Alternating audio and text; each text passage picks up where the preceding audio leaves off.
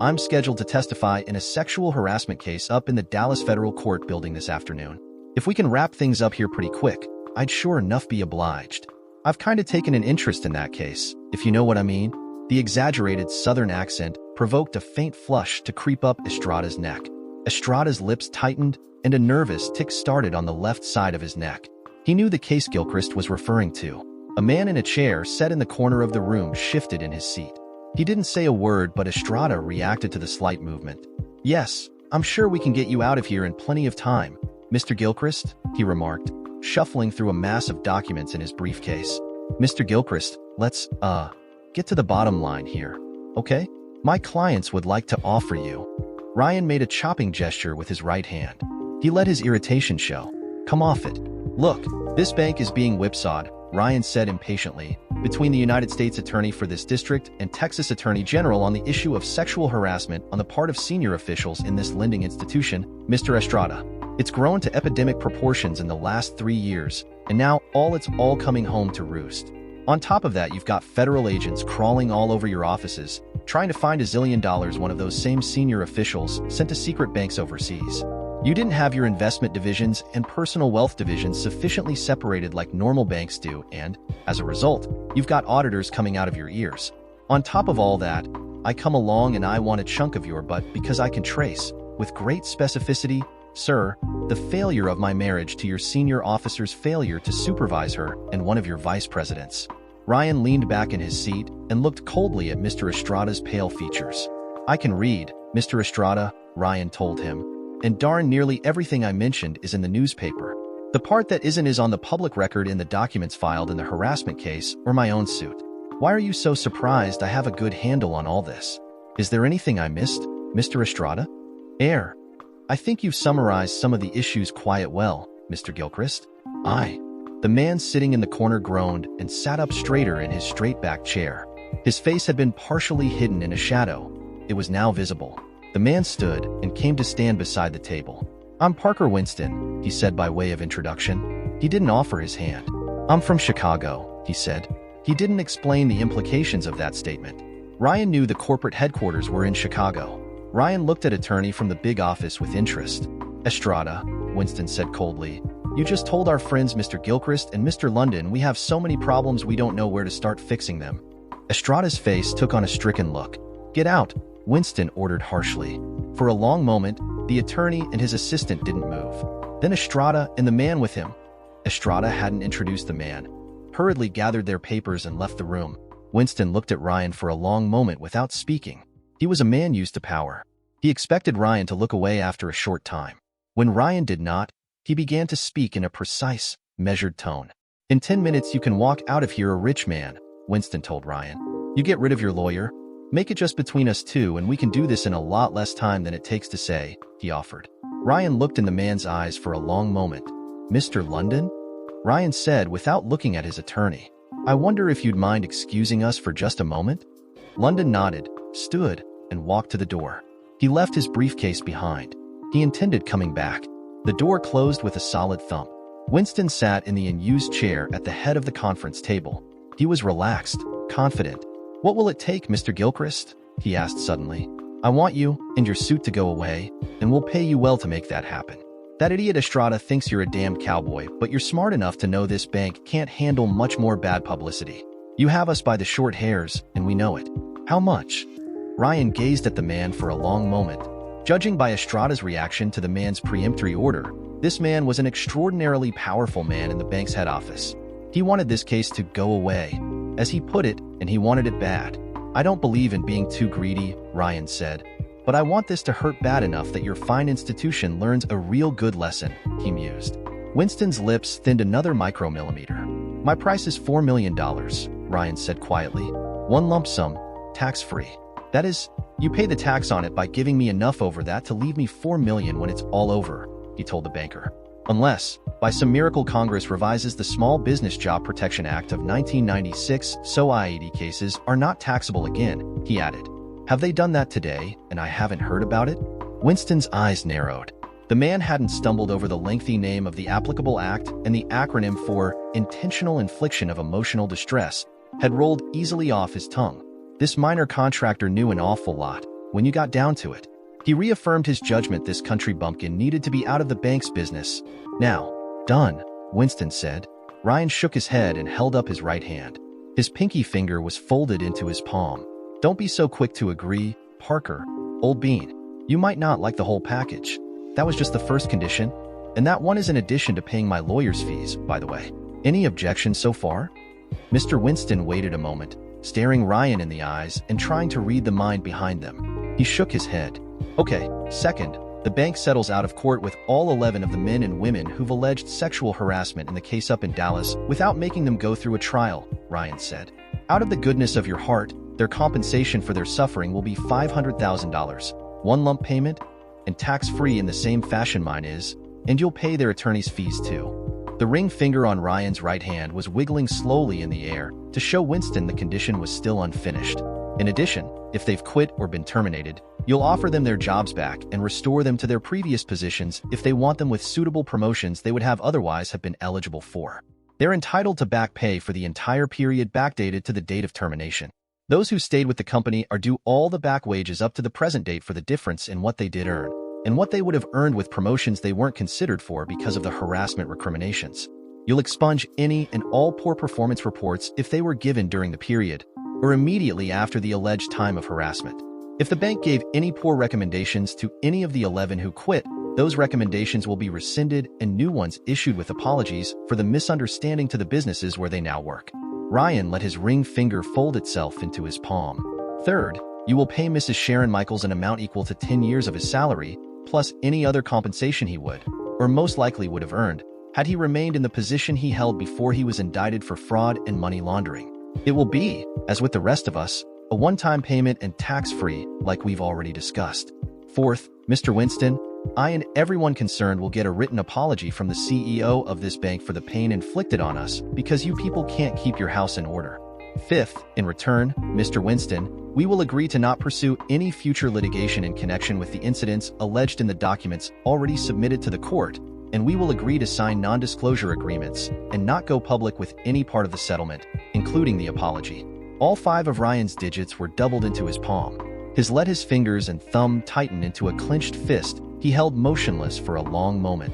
Then he dropped his hand gently to the tabletop. Winston was silent, staring at Ryan for a long while. He clearly didn't like the terms that were being dictated to him. Come on, Mr. Chicago lawyer banker man, Ryan said in a derisive tone. His eyes were cool, mocking. His lips were curved slightly in an amused smile. You know damn good and well, the award to me for the AITA isn't limited by any current statuette, Ryan said. I've got a real good lawyer working for me. If you don't go for this, my award alone will be 20 or 30 million, maybe more, and you know it won't be overturned on any appeal. I've looked at the stats on the last 50 such cases, and they were all confirmed except for that one with incomplete documentation. You've also got to pay your own attorney fees on top of that. I know you can draw this out for years, but it'll be costing you an arm and a leg just to keep the lawyers working. You can avoid all that. Don't pass up the chance, partner. Winston was still silent, considering his alternatives. The man across from him was laughing at him. Gilchrist had the bank and its officers by the scruff of the neck, and he knew it. Still, he delayed, hoping against hope something would happen to turn this all around. What's the bad publicity worth that you're going to get every day though my trial and theirs, Mr. Winston? Ryan said softly. He leaned closer. I promise you, Ryan almost whispered. My attorney will be giving a press conference out on the courthouse steps every single day right after court adjourns. Can you think he'll forget to mention the evil bankers from the north who've come down to corrupt our innocent women and idealistic young men in any of those little talks, Mr. Winston? Parker Winston glared at Ryan with menacing eyes until it was clear it had no effect. Agreed, Winston said abruptly. He didn't look any happier than he had a moment earlier. He had an air of resignation about him, though. Let's get London back in here, Winston said. You tell him what he's supposed to know, and he can draft up the paperwork. We'll have to get the individuals who filed lawsuits alleging harassment to agree, but I expect they'll accept that deal in a heartbeat. Estrada will call them up in Dallas as soon as we're done here. I think we can get to them before the first one goes into the courtroom. I'll tell Estrada and the people upstairs there to sign the agreement with you without delay. All payments will be computed and delivered by courier made not more than 10 workdays after that signature. Same for the harassment cases. Agreed? Ryan hesitated, looking at Winston intently for a long moment. He nodded. I'm going to get $500,000? Consuela asked wonderingly. Yep, Ryan assured her. She looked at him with a bemused expression. Actually something more than that, 4 lost wages and stuff, he added. And you're getting $4 million? Ryan nodded. Pretty cool, huh? He said. Consuela nodded. She still had a dazed expression on her face. She looked around the living room in a too-small house she would not have to live in again. She didn't know what to say or do. What do we do now? She asked. Well, Ryan said reflectively. He untwined Belinda's arms from around his neck for a moment. She was holding on so tight he was having trouble breathing. It had been a long time since Ryan and Consuela had thought it safe to meet, and Belinda was afraid he was going to leave again. How about we go see what dinners are like at the cafe these days? Ryan suggested. Consuela's eyes widened. She knew the significance of being seen in public together. It was no longer dangerous to be together. She smiled happily. Yeah, Belinda caroled. It took almost longer than the 4-year-old's patience could bear to transfer Belinda's car seat from her mother's sedan to the big pickup. Eventually, it was installed and they got on their way. It was a happy ride. The cafe regulars watched the trio's arrival with surprise. This was not a chance meeting at breakfast, and anyway, Ryan and Consuela hadn't had breakfast together there for a long time. When everyone saw how contented and affectionate the three were with each other, even the most doubtful was won over. Smiles were directed at them from all corners of the room. Ryan was accepted without question into their midst. Several couples and families dropped by on their way out to chat with Consuela and to be formally introduced to Ryan. Everyone told them they shouldn't be strangers. They got home just before midnight. The dinner had led to a visit to Baskin-Robbins, and that evolved into a trip to the movies to see a children's movie for Belinda. Everyone had been having a good time, and no one wanted it to end. Exhausted, Belinda fell asleep in the truck on the way home and only murmured faint protests when Ryan took her out of the car seat and carried her into the house. Consuela loosened the small girl's clothing, took off her shoes, and tucked her into bed while Ryan watched with an affectionate smile. Ryan backed away to give Consuela space to come through the doorway. Consuela closed the bedroom door behind her and looked up into Ryan's smiling face without saying anything. Releasing the doorknob, she moved close to Ryan and wound her arms around his neck, pulling his head down for a long kiss. The movement was so smooth, so natural. Ryan had no time to step away, even had he wanted to. His hands went to the small of her back so he could pull her tighter against him. They broke the kiss, only to start another. It wasn't their first kiss, but this time it was special and they both knew it. I've wanted that for a long time, Ryan told her when they stopped to breathe. Consuela smiled up at him without speaking. Me too, Consuela said. She touched his cheek with her right hand and traced the outline of his jaw with her fingers. Ryan caught her hand in his and tenderly kissed her fingertips. This wasn't supposed to happen, you know, she said quietly, unexpectedly. Ryan looked down at her and cocked his head to one side without saying anything. We were just going to work with each other to testify for each other, Consuela explained. I tell the judge at your divorce hearing Sean made a lot of passes at me, and you tell the judge when my suit came up that he seduced your wife and we'd each get what we wanted. She raised her lips for another kiss, stopping her explanation for a long while. Then we were going to teach them a lesson by getting them in trouble. And the bank too, she said softly. This time Ryan started the kiss. We did it, Consuela said, resuming after a moment. We did exactly what we set out to do, and we got away with it. And all the time, you stood there like a big wall to make sure if they did ever figure out anything about you, they'd still never find out about me. Ryan shifted slightly. Consuela was a strong-minded woman. He hadn't thought his attempts to see nothing would ever lead back to her, and all of this had been all that obvious. There was a chance she would resent it. Foolish man, she whispered when she saw the momentary hesitation in his expression. I saw what you were doing, and I knew you were doing it for Belinda and me. Did you not know I would see that? She asked gently. Ryan didn't know what to say, so he said nothing. You were so strong all along, she said in a wondering voice, so gentle and kind to me and my baby. Did you think I wouldn't see how Belinda was beginning to love you, and you her? How could I not love her? Ryan countered in a soft voice. She's a part of you, and I love you more than living. You didn't see that, he whispered tenderly. Didn't you know what was happening to me? She nodded, laying her head on his chest for a long moment, listening to his heartbeat. You know I love you that way too? She asked after a short, comfortable silence. She pulled back and looked up so she could see his eyes. Ryan shook his head slowly. I was only hoping, he said gently. He bent to kiss her again, more firmly this time. His tongue slipped between her lips to find a welcoming tongue ready to duel eagerly with his. Their bodies were suddenly straining together. Breaking away from him, Consuela stared up at the man she loved and who she knew loved her. Smiling tenderly, she took his hand in hers and led him into her bedroom. She stopped just short of the bed and turned around to face him. Suddenly shy before him, she raised her hands to the back of her neck to unbutton her dress. It was awkward, and she did not want it to be this way the first time with Ryan. The button would not come undone. Ryan saw her frustration and immediately guessed the reason. Taking her hips in his hands, he turned her gently around. The buttons quickly yielded to his fingers, and he soon had the top of her dress off her shoulders and draped about her waist. With his hands caressing her shoulders, he bent to trail butterfly kisses up her neck to just behind each ear.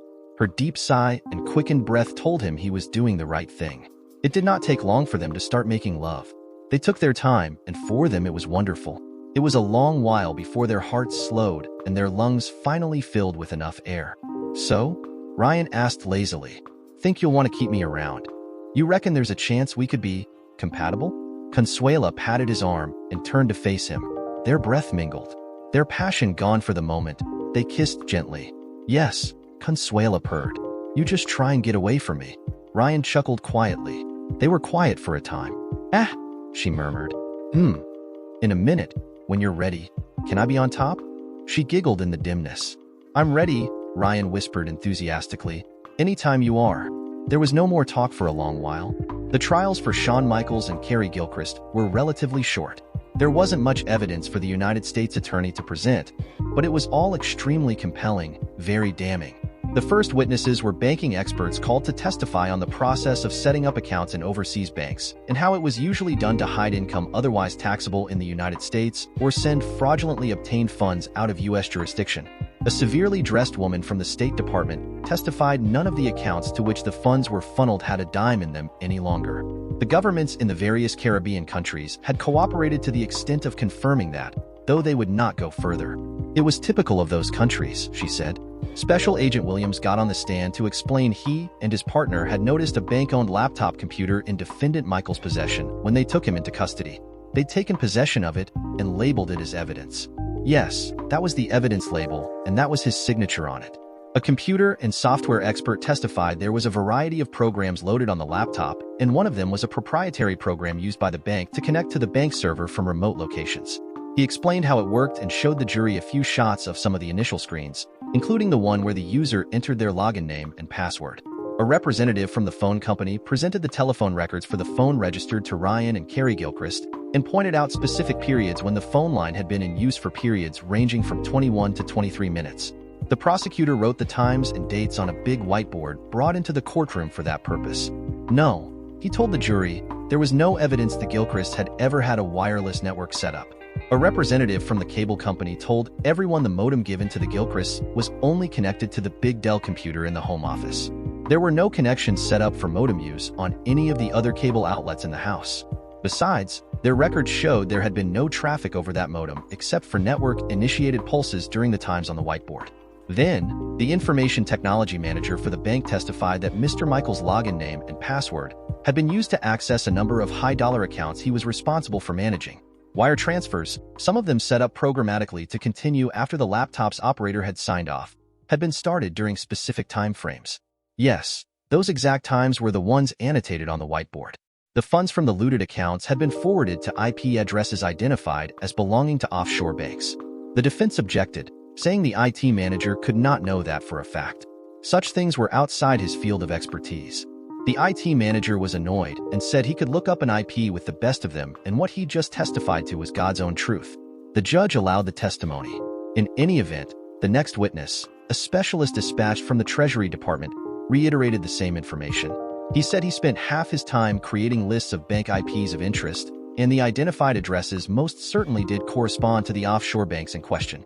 The defense did not object. They had no questions for this witness.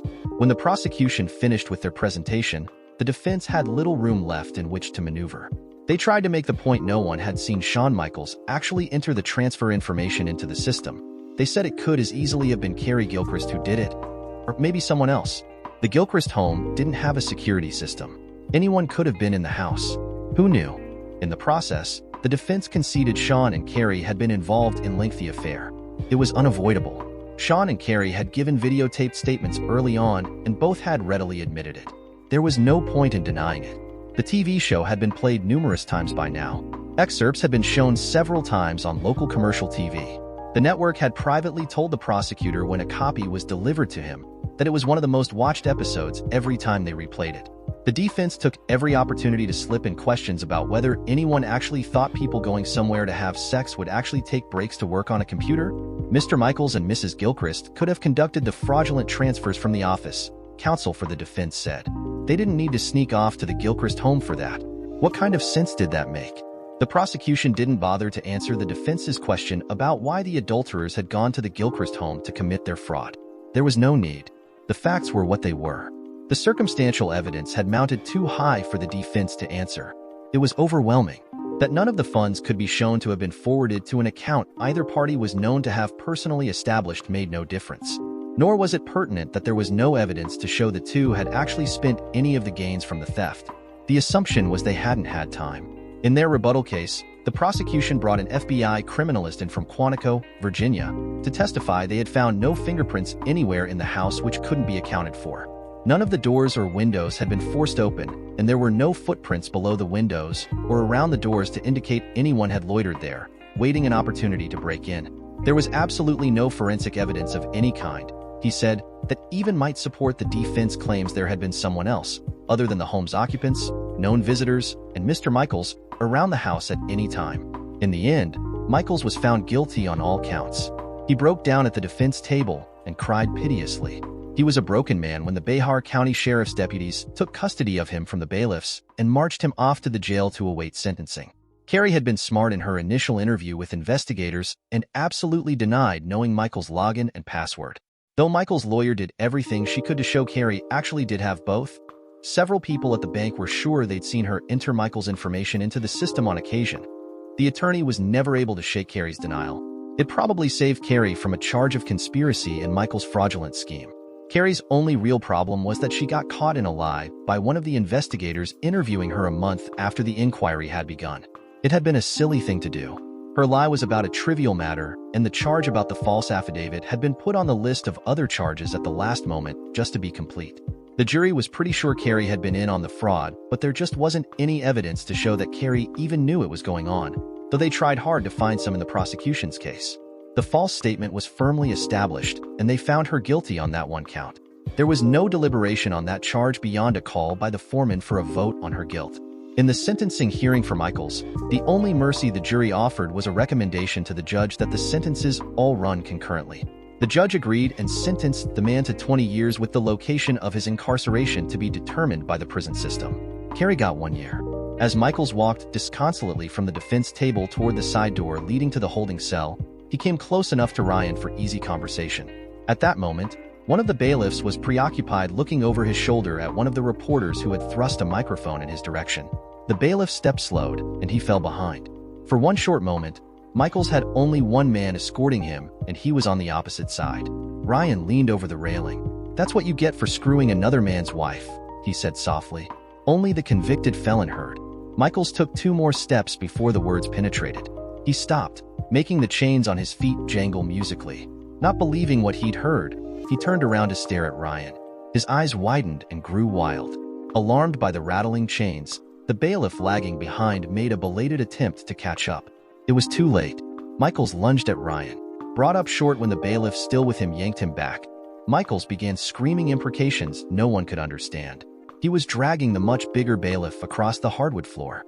It eventually took 4 officers to control him as he struggled to get to Ryan. He was still shrieking at the top of his lungs and fighting his restraints as they carried him out. "Well, good afternoon, Special Agent Williams. What can I do for you today?" Answering the knock on the outside door to the office, Ryan had been a little surprised to see the FBI agent, but not overwhelmingly so. His eyes flicked down the hallway in each direction to see if the agent was accompanied by his partner, or a whole crew of federal agents. Other than the one agent, the hallway was empty. Come in, Ryan urged.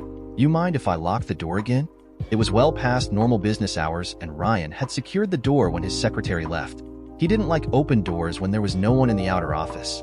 He had a problem with people coming up on him unawares. "Not at all," Williams replied courteously. Just wanted to clear up a couple of things, if that's all right with you? Sure, what you got? Ryan shot back briskly. Want some coffee? He added. The urn on the side table in the secretary's office was still half full. The FBI agent hesitated. The first time he'd been here, he'd sampled some of the strong brew and it had nearly done him in. He decided to go for it. He was tough. He could handle it. Thank you, yes, Williams said. He took the heavy mug filled to the brim with the dark liquid and cradled it in his hands. It looked almost as strong as it had the first time he'd visited here. He tentatively took a sip. It was scalding hot. He tried another swallow. What I'm here for, Mr. Gilchrist, is a statement you made to Mr. Michaels. It's been relayed to us through his attorney. Oh, Ryan answered. His brow furrowed in concentration and surprise. He waited for Williams to continue. Michaels says you told him at his trial that you wanted him to know you arranged for all of this to happen. He accuses you of having set him up by stealing his laptop and entering the wire transfers to offshore accounts. Williams stopped and watched Ryan Gilchrist closely for his reaction. There was nothing for a moment. Not for the first time. Williams made a note Gilchrist would make a fine poker player. Ryan let his eyebrows rise. That's it? He asked. Yes, sir. That's the meat of the information, Williams answered. Ryan snorted derisively. First of all, I never spoke to him at his trial. I was never anywhere near the a-hole. Now, at his sentencing hearing, I did remark, as he passed by, that, what was it? Something to the effect that this was what you get for screwing my wife or something like that. That's all I said. He went ballistic right then and they carried him out and that's the last time I saw him. I see. Would you care to explain that statement, Mr. Gilchrist? Statement? Ryan asked. What I just said? He let a confused expression settle over his features. No, that the sentence was what he got for having sex with your wife. Well, I don't know what you want from me. I think what I said was pretty self-explanatory, Agent Williams. I'm not real happy with the jerk, and I think the time he's going to spend in a federal prison is absolutely fantastic. What goes around comes around. Isn't that what they say? Damn straight. I thought it was damned ironic he was getting 20 years for crimes he committed while he was having nooners and quickies with my wife, and I told him so. Does that explain it any better? Ryan let his eyes flash a little with suppressed anger. I see, Williams said, shifting the coffee mug from his right to his left hand before taking a sip of the hot liquid. It was a delaying tactic, something to distract Ryan's attention for a moment and give the man time to cool down. So if Mr. Michaels alleges you had anything to do with appropriating his computer and actually committing the offenses he's being imprisoned for, you deny that? Ryan snorted again. You think? He said contemptuously. You're darn right I deny it, he said formally. Williams watched Ryan over the lip of his mug as he took a couple of swallows. Other than irritation, he saw nothing in Gilchrist's body language to indicate Gilchrist was lying. He toyed for a moment with the idea of asking the man to come down for a polygraph examination. Then he discarded the suggestion. In his present mood, Gilchrist would refuse out of hand. And it wouldn't mean anything except he was pissed off. Okay, Williams said abruptly. He stood up. I appreciate you taking the time to speak with me, Mr. Gilchrist. If we have anything else, we'll get in contact with you, okay? He looked around for a place to leave the mug. Ryan nodded, still visibly annoyed, but trying to suppress it. He took the mug from Williams' hand and put it on the credenza at the side of his desk. Oh, he said, I'm going to be taking a few weeks off, and I won't be here in the office. Where will you be, Mr. Gilchrist? Williams asked automatically. Ryan's eyes narrowed. Why do you care, Special Agent Williams? He asked aggressively, ready to explode again. I was told I should stay in town as long as there was an active investigation going on, but that was months ago. The trials are done, 2 people are going to prison, and it's all over, right? Are you investigating me, Agent Williams? No, sir, Williams answered forthrightly. Are you telling me I need to stay where you can find me at a moment's notice? No, sir, Williams replied. There's no need for that. You're quite correct. There is no active investigation being conducted by the Joint Task Force at this time. The Treasury and State Departments are still trying to find the funds down in the Caribbean banks, but they aren't having any luck. And that's all that's happening. Ryan stared at the FBI agent for a long moment. He sucked in a long breath and held it. His jaw muscles clenched and then relaxed. He let out the air he'd been holding in. Okay, sorry. One reason that I'm taking some time off is that I'm losing my temper too often, and for really trivial reasons when I look back on them. I really need to recharge the batteries. Know what I mean? It's been a pretty rough year, everything considered. If I was out of line, I apologize, okay? Not at all. Williams hurried to reassure Ryan. I understand completely. He did. He realized. The man had had to deal with a cheating wife, had been involved in a devastating expose on that TV show, actually seeing video of his wife screwing that Michaels guy. The trials? Yeah, Williams could see where he might be wound a little tight.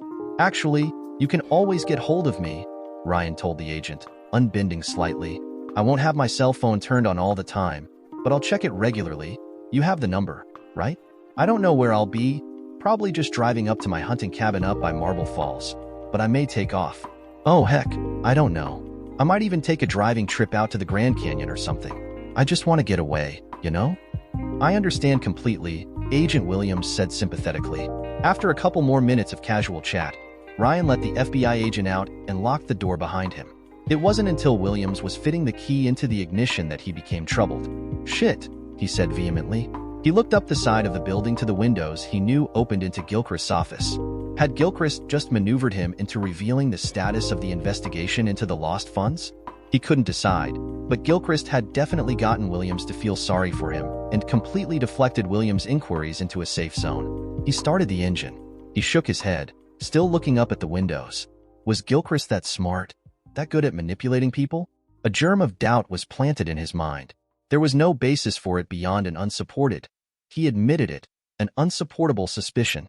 The investigation was dead, but Special Agent Williams would play his hunch. He'd be looking for anything coming down the pike that didn't look right.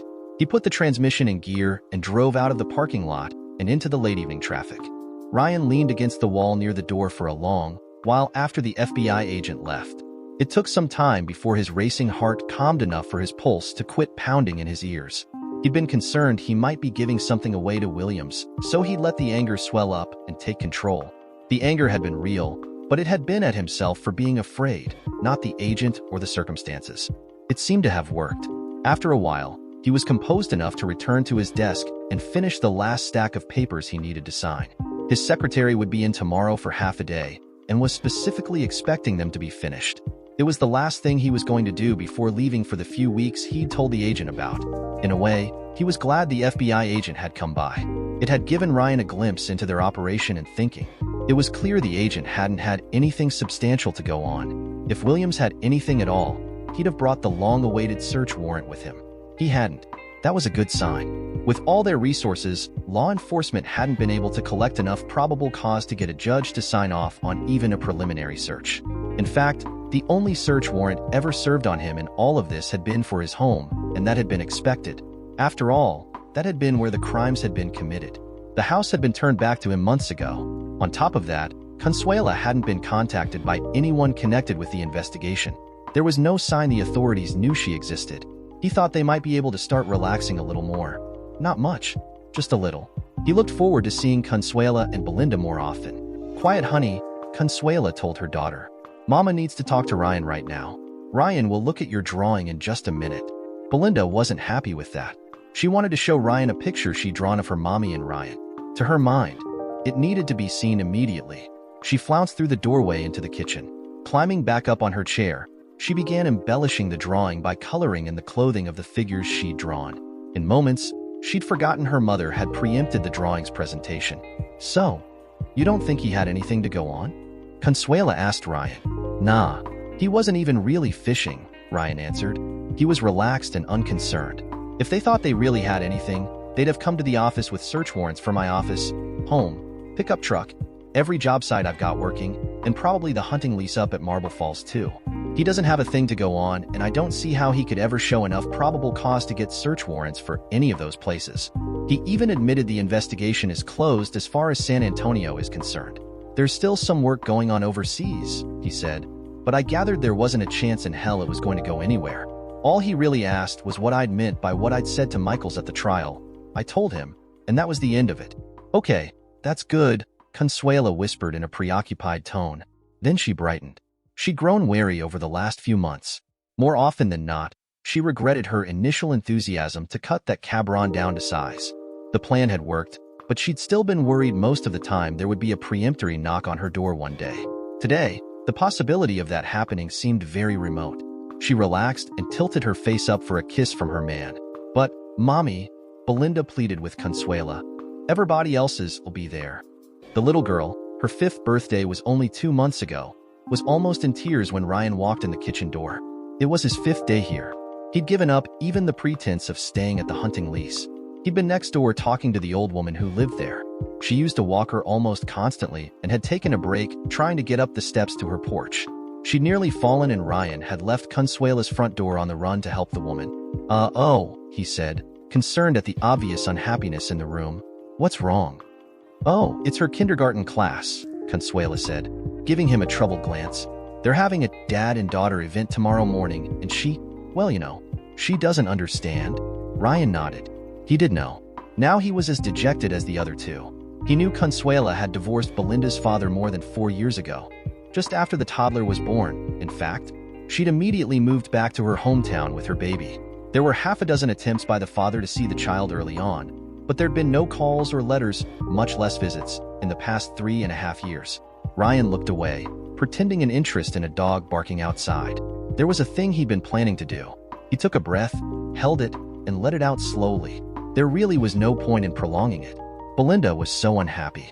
She was heartbroken. It was so unfair, so completely beyond her control. He hated that. Deciding abruptly, he walked back out the kitchen door and around the house to the driveway. He opened the passenger door and retrieved a small box from under the front seat. He checked it to make sure the contents were okay before carrying the box back inside. Consuela and Belinda met him at the back door, curious about his sudden departure. He hadn't said a word before walking out, and it concerned both mother and daughter. What? Consuela started to ask.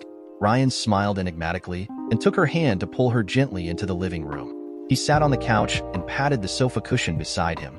Honey, what is it? Consuela insisted, wondering what was on Ryan's mind. He didn't normally act so enigmatically. Ryan cleared his throat. He wished he'd thought to grab a Coke from the fridge or something. It was too late now. We've come a long way since that day when we met at breakfast in the cafe, he stammered. I haven't been real good about asking you what we should do next, or whether you wanted to do it. I never asked you how you felt about things much. We just seemed to slip from one thing to the next without a lot of discussion or anything. I think I made it pretty clear though. Anytime you didn't want to start something new, you knew I wouldn't push you into it, right? Ryan, I've never said you were pushing me into anything, Consuela told him. You couldn't make me do anything I didn't want to do. I wouldn't let you, she assured him. Yeah, I know, Ryan said. I've counted on that all along. But now, he shifted on the couch, moving to the edge of the cushion and facing the woman more directly. Now, I have to ask you something because we both have to know where we stand before we do this. Next thing, reaching across her body, he captured her right hand and held it in his, then released it. He felt around on the couch behind him with his other hand. Consuela's eyes searched his. She was a little impatient. Suddenly, her eyes widened. She yanked her hand from his and covered her suddenly quivering lips with both hands. Oh my God, she whispered. Consuela, Ryan said huskily, I've found out, over the last few months, that I love you more than I know how to say. I want you to be, Will? I wonder if you will be. Yes, Consuela whispered softly. Ryan stared at her blankly for a long moment. He'd nerved himself for a longer, far more coherent speech and maybe some coaxing too. He couldn't adjust all that quickly. You will? He asked awkwardly, just to make sure he hadn't misunderstood. Consuela nodded, her eyes beginning to fill with tears. Ryan found the small box with his left hand and brought it around his body. He fumbled the box open and pulled out the diamond ring. It had looked good in the jewelry store. The stone was big enough, he thought. But suddenly he wasn't sure. Maybe he should have. Screwing up his courage, he took Consuela's left hand in his and began to slip the ring on her ring finger. When it was settled into place, Consuela began sobbing. Nonplussed, Ryan put his arms around her and patted her on the back. He didn't quite know what he'd done, but she wasn't rejecting his touch. That was probably a good thing, he thought. He wasn't sure. Mommy, what's wrong? Belinda asked. She had suddenly appeared at Consuela's knee. She looked ready to cry herself. Belinda had wandered down the hall to her bedroom to play when it appeared her mother and Ryan were going to sit on the couch and talk for a while. She'd come back when she heard her mother crying. Consuela turned to her daughter, still crying. She took the little girl in her arms to pull her up on her lap. See what Ryan gave me? Consuela asked her young daughter, holding her left hand out to display the white gold ring with the big diamond. Isn't it pretty? Belinda said dubiously. Why did Ryan give it to you? Because we're going to get married, honey, Consuela said, kissing Belinda's cheek.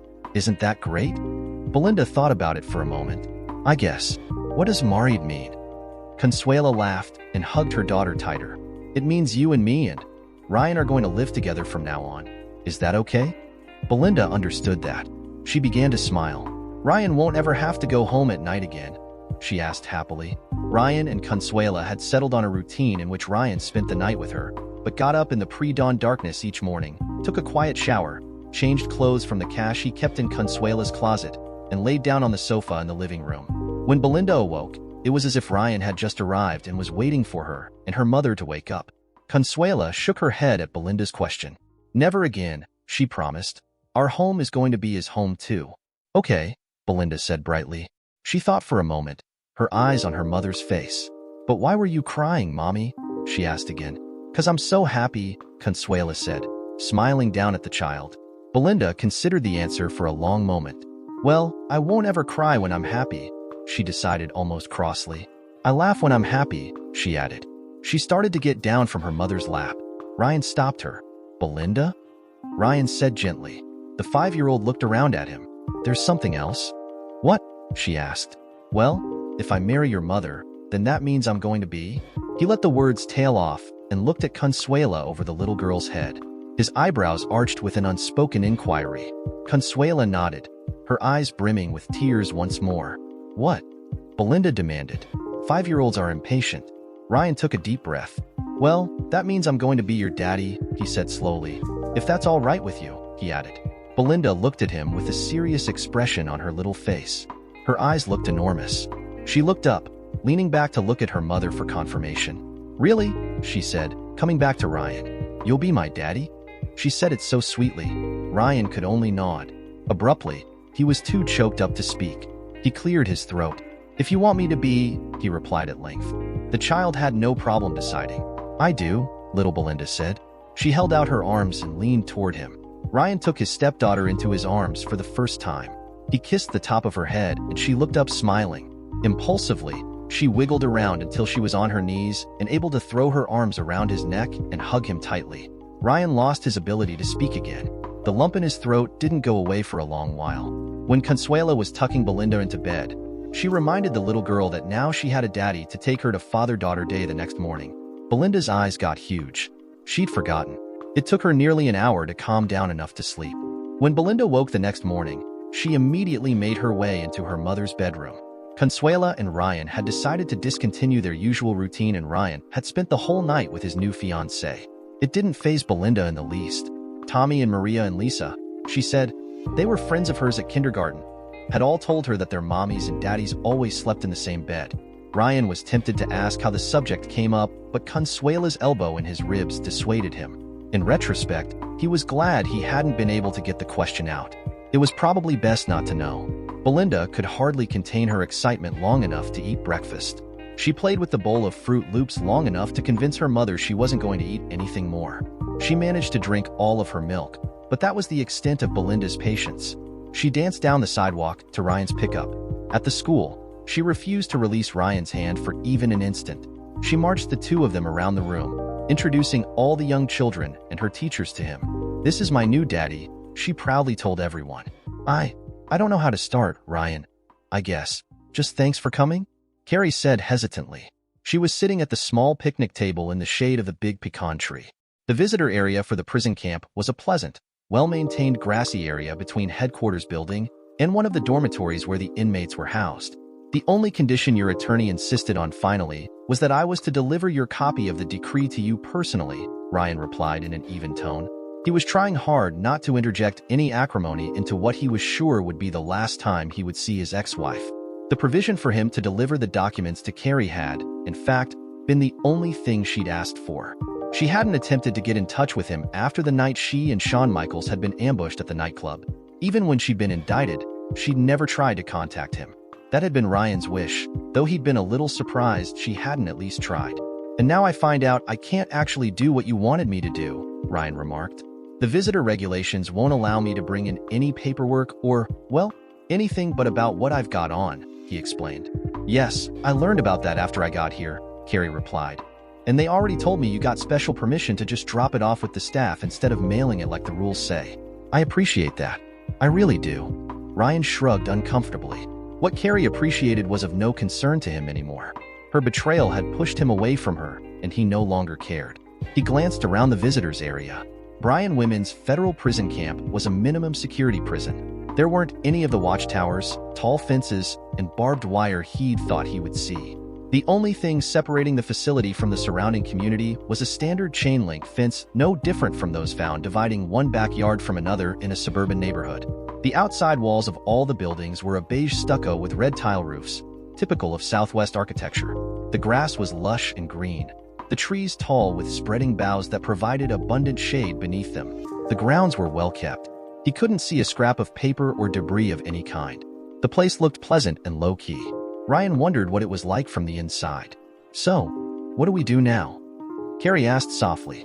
Her hands were in her lap, and she sat erect with her back straight. According to the rules, she wouldn't have been allowed to touch Ryan after a brief hug. She'd known Ryan wouldn't have put up with that, so they'd settled for murmured hellos. Carrie was highly conscious of being under the scrutiny of the prison staff. "We don't do anything, Carrie," Ryan replied quickly, shifting his gaze back to her. "There is no we anymore. That's what a divorce is all about." Carrie's eyes dropped. She was disappointed but not devastated. It had been expected. "Ryan, I'm really sorry I've screwed things up for us. What I did was wrong, and I'm sorry for having done it.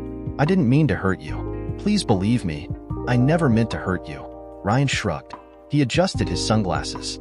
The sun was high overhead and reflected off the pale walls into his eyes.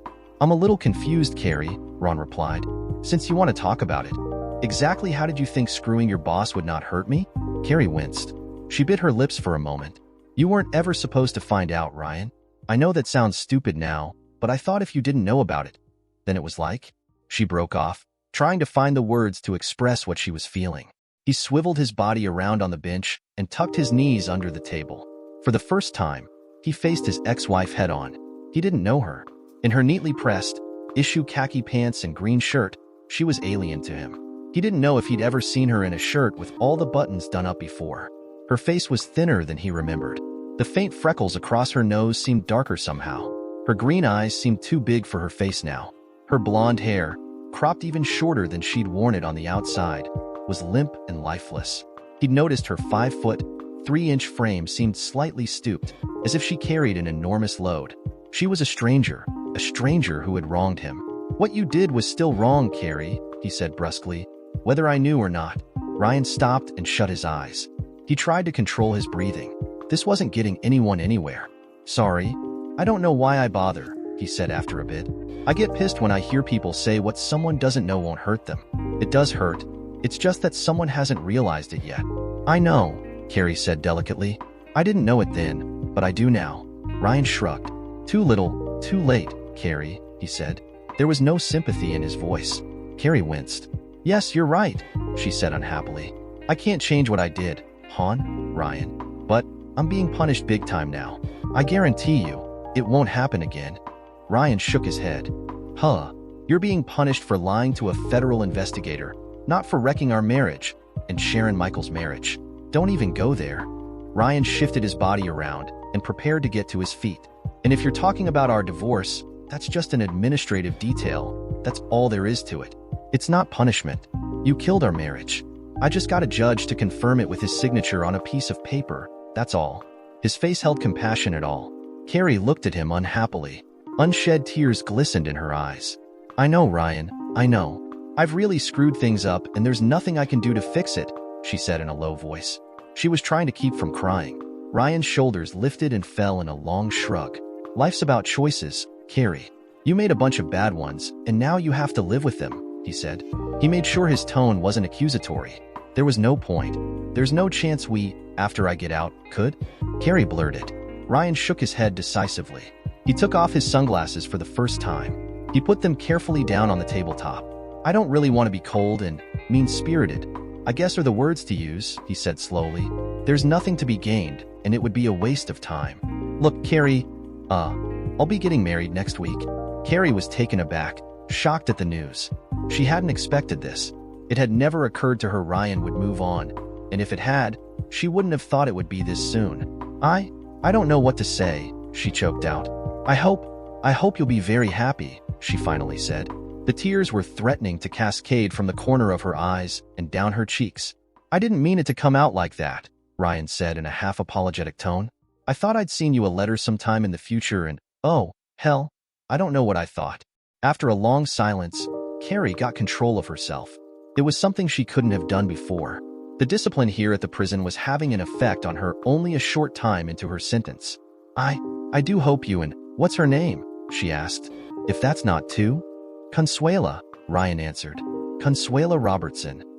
Consuela, that's a beautiful name, Carrie said with no bitterness in her voice. I really do hope you'll be very happy, she said, trying to smile. A confused expression came over her face and Ryan nodded when he saw it.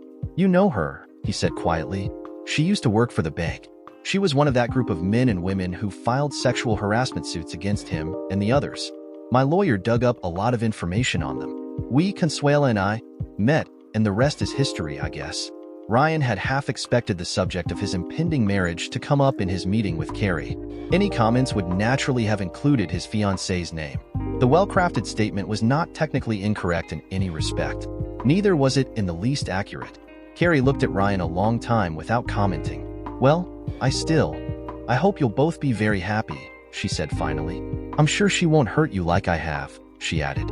A trace of bitterness was in her words this time, as well as her tone. Ryan ignored it. Carrie had lost the right to be bitter about his choices. He stood but didn't immediately leave.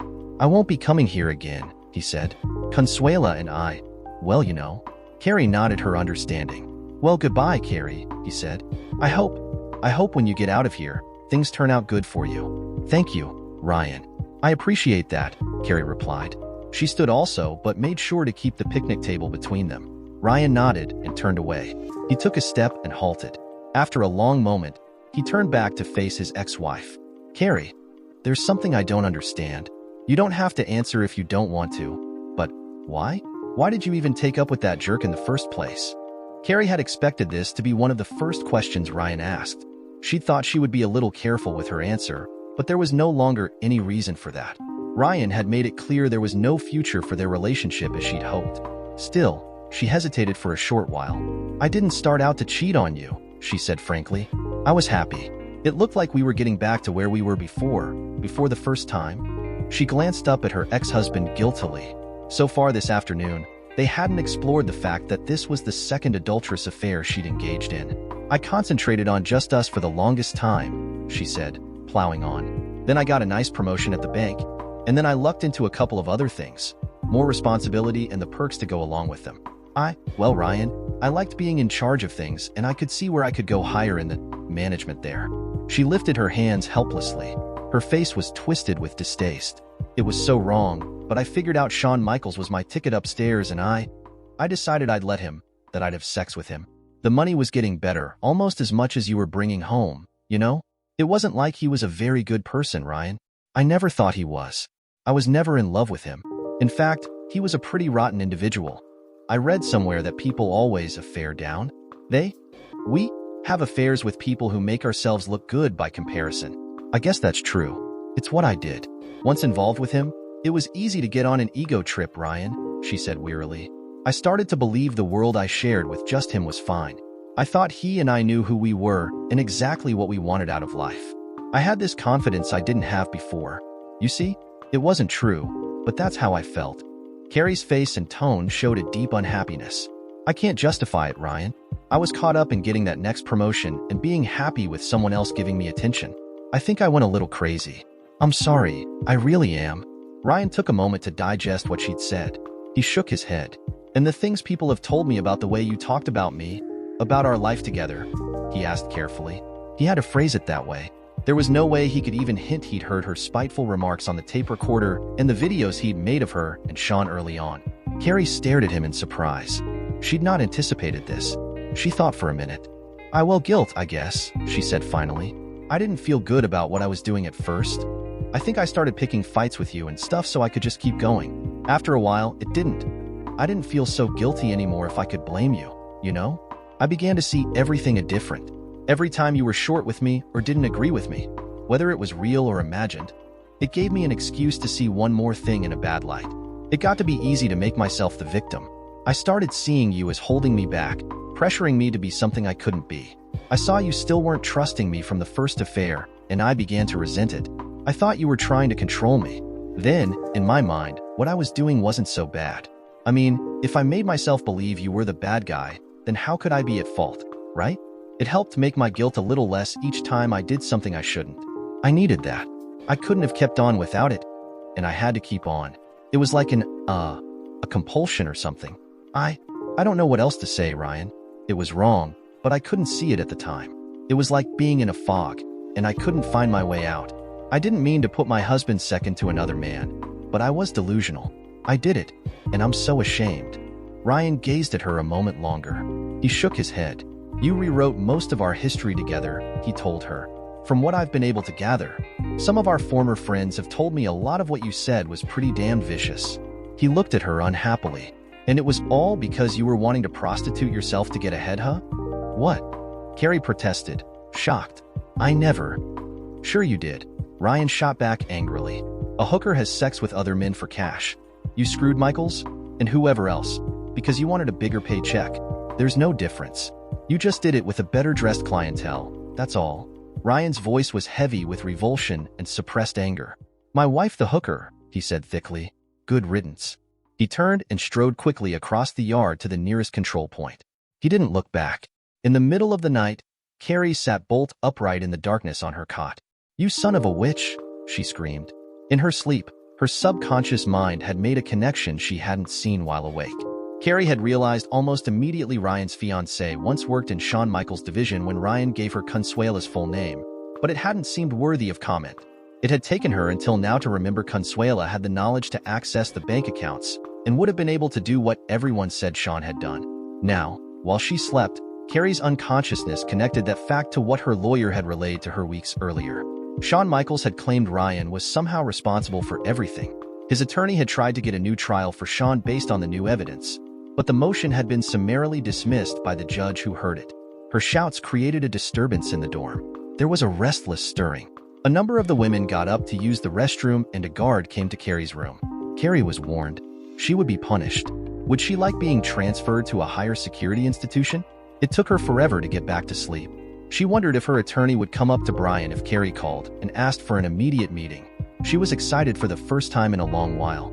Her optimistic mood didn't survive the first bright flash of sunlight the next morning. A feeling of impotent hopelessness came over her as she washed up. She'd heard Shawn's accusation hadn't gone anywhere. This wouldn't either. Carrie knew her husband, her ex-husband. He would never have mentioned his new wife's name if he'd thought something might come of it. He'd done it deliberately, knowing she'd make the connection eventually. Ryan was smart enough to have already made sure his tracks were covered. No one would be able to figure out how he and Consuela had managed this. No one would be able to prove it anyway. She grimaced. Ryan had said the divorce was not punishment for cheating on him. It was just an administrative detail. That's what he said. The humiliation the night the TV show's lights and cameras had caught her and Ryan. That was just another detail. She saw that clearly. No, this was her punishment. Along with spending a year in prison, she'd have to live with the knowledge he'd known all along about her cheating, that he'd somehow set her and Shawn up, and she couldn't do one damn thing about it. Biting her lips, Carrie made herself get up and walk to the dining facility. She would be on yard detail today, and she needed the calories. They would be digging 3 new vegetable gardens and 1 flower garden in front of the main building. This evening after dinner, she would permit herself to put a big black X through today's date on her calendar. 319 more days to go. In accordance with Texas law, 31 days after Ryan's divorce was finalized, he and Consuela were married in the little town where Consuela had been born. Most of the town's residents attended the reception that immediately followed in the VFW hall down the road. A few hours after he proposed, it had occurred to Ryan to ask when they would be married. What did they need to do to start planning the whole thing? Consuela told him her mother, and she had already done most of that already. All they had really needed was a date.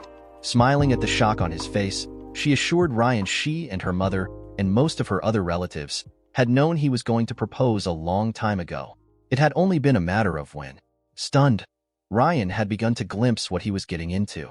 After a while, it didn't bother him. Consuela loved him, he loved her, and they both loved Belinda. That was enough for any man. He did rent a copy of Steel Magnolias from the local video store, though. He needed to know where to set his boundaries. 3 weeks after the wedding, Ryan and Consuela took the official copy of their marriage certificate to an attorney specializing in such things, and Ryan began the process of adopting Belinda. The little girl's birth father was located easily enough near Santa Fe, New Mexico. He'd fallen on hard times, as the saying went, and he was happy enough to sign the adoption papers for $50 and 2 bottles of cheap Mogan David wine. Neither the money nor the wine appeared in the videotape. The private investigators took the precaution of making of the event. Belinda's biological father was found 3 years later, face down in a dry arroyo that had run brimful a week earlier with runoff from a heavy thunderstorm. His passing generated only a 2-line obituary in the local newspaper. Belinda adjusted easily to having 2 parents. Ryan and Consuela had worried for a while because the little girl had spent her entire life up to this point with only her mother around. While she couldn't articulate any such feelings, she was only 5 years old. After all, she obviously considered it an opportunity to be loved by 2 people rather than having 2 people around who were there to discipline her. She took full advantage of the situation. After a year of Belinda having her new father all to herself, Consuela thought her daughter deserved that much time to catch up. As it were, Consuela got pregnant with the first of 3 more children. Jeanette, Rosita, and Roberto were born 14 to 16 months apart from each other. Belinda, instead of resenting them, considered them additions to the family as a whole. She told Trish at the cafe that, "We were pregnant again when Consuela started showing with Roberto." Trish blinked in surprise, then grinned delightedly. Carrie Gilchrist served the rest of her time quietly at the confinement facility. Her sentence was too short to qualify for a furlough to a halfway house at the end, so she spent the entire 365-day sentence in FPC Bryan, Texas. When she got out, she found Ryan had been more than generous with her. Half of the proceeds from the sale of their house, its furnishings, along with some other property and vehicles, was waiting for her in an interest-bearing account. She took the money, bought a beauty salon in Fort Worth, and threw herself enthusiastically into a new career. The felony conviction on her record prohibited her from resuming her profession in the banking industry, but in truth, she didn't miss it much. Without completely understanding why, Carrie never mentioned her suspicions about Consuela. Many years later, she decided it had been a part of her atonement for the way she'd lived her previous life. Shawn Michaels didn't take well to prison life, and he had a rough time of it at first. He didn't like the staff at the prison, particularly the management, and he treated the guards with ill-concealed contempt. After a few months in a medium security facility and left unprotected from the general population by those guards a number of times, Michaels changed his tune and became a model prisoner. He was transferred to a low-security prison and then a minimum security institution where he spent the last 16 years of his confinement. He found he enjoyed teaching other inmates such things as mathematics, along with reading and writing skills. Having found something more rewarding than anything he'd ever known before, he became an advocate for inmate rights. Sharon Michaels stayed with her husband, primarily for appearance's sake, all the way through the trial. Once the sentence was imposed, however, she divorced him and moved back home to Colorado to be close to her parents. A few years later, she met a Colorado State Patrol lieutenant and, after a lengthy courtship, married him. She made sure her new husband agreed with a number of limits in their marriage before she accepted his proposal. Specifically, she told the man if he ever strayed, she was going to do a Lorena Bobbitt on him. Only no one would ever find the offending organ to sew it back on. It was unnecessary. He couldn't imagine cheating on her and never did. Special agent, later special agent in charge, Stan Williams never quite lost the itch at the edge of his consciousness that told him there was something about Ryan Gilchrist and the bank fraud that hadn't yet come to light. Even after being transferred to bureau offices in other cities, he kept himself apprised of developments, of which there were few. None of them, even Ryan's marriage to Consuela, were sufficient to reopen the case. He eventually retired from the FBI and founded a small security firm in upstate New York. Consuela's great-uncle Roberto found out his niece and Ryan had named their youngest child after the old man, and he was profoundly touched. He came north from Mexico City on every occasion he could to see the baby. He doted on the young boy and, indeed, formed tight bonds with Ryan and the other children too. The bank never recovered any part of the $9 million that had flown from the bank's accounts to offshore accounts all over the Caribbean. Eventually, they wrote it off and got on with the business of making more money. Administrative changes were made in the organizational structure of the San Antonio regional headquarters. 2 years after the incident, none of the bank officers who'd been at the bank when the theft occurred remained in any level of management. Parker Winston became the chief financial officer when the incumbent retired, and he served in that capacity until he retired to the Bahamas. The $7 million, give or take, that great-uncle Roberto collected in accounts he controlled in Mexico City never came north of the border. With the settlements from the bank, Ryan and Consuela didn't need the money and didn't want it. The retribution against the bank and the adulterers had been completed long since. Wanting to know what to do with it, Roberto had taken a number of suggestions from the Gilchrists and used it to promote some of Roberto's most ardent causes.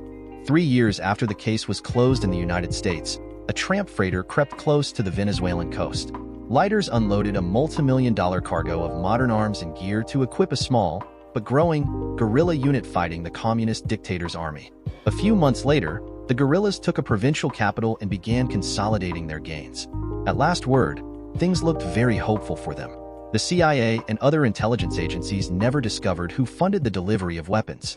Of course, they didn't try that hard either. Consuela's second cousin Richard had joined Ryan and cheerfully destroyed the laptop they'd left with him. The two men used the hard drive as a target, pulverizing it with rounds from 3 high-powered rifles. They buried the leftover bits of smashed metal at the bottom of an old mine and, using a few sticks of dynamite Richard had, caved the whole thing in on itself. They did that just for fun, and because Richard wanted to get rid of the old explosive. Ryan and Consuela were never quite able to feel guilty about having stolen the money. They'd done it more to get their revenge for wrongs committed upon them, and they always believed they'd been completely justified. Just getting the pair fired when the TV show aired wouldn't have been enough. It was the prison sentences that were the important things, and the bank fraud had been key in sending Sean and Carrie down that path. That the two adulterers survived it all was a blessing, Ryan and Consuela decided. Something the pair of cheaters should have been grateful for. The prison sentences were much easier to bear than what would have happened to adulterous couples 100 years earlier in this same town. Ryan commented on a number of occasions that in an earlier day, he would have been expected to shoot both Shawn Michaels and Carrie Gilchrist dead in the marital bed they'd profaned. The harsh retribution against the adulterers had been necessary for both Ryan and Consuela, and now they could get on with their lives. All the accounts had been settled. When the first baby arrived, Ryan and Consuela bought out one of the local ranchers and moved their family a few miles out of town. Ryan's little construction company leveled the existing buildings and built their first full structure, a rambling ranch-style home designed by an architect Consuela hired and worked closely with until he had everything exactly the way she wanted it. Once the children were old enough, the family began to spend some of their summer vacations camping in the most remote parts of the Llano Estacado, where Ryan showed them the secret places his grandfather had shown him. Belinda came to love the high desert so much she studied archaeology in college, specializing in old American Indian lore. She married another student in the same discipline a few years after they graduated, and they spent much of their time in complete isolation up on the Big Plain. Though he often got choked up when he saw how much his oldest daughter loved him, Belinda only made Ryan cry twice in her life. The first was when Belinda began introducing him to her kindergarten class as her daddy. That time, he managed to hold back well enough so only the closest of observers were able to detect the moistness in his eyes. On the second occasion, tears flowed down his cheeks when Belinda invited him into her hospital room to introduce the newborn child in her arms, a boy she said she was naming Ryan. Dear listeners, please share your thoughts in the comments section below, and don't forget to like, share, and subscribe.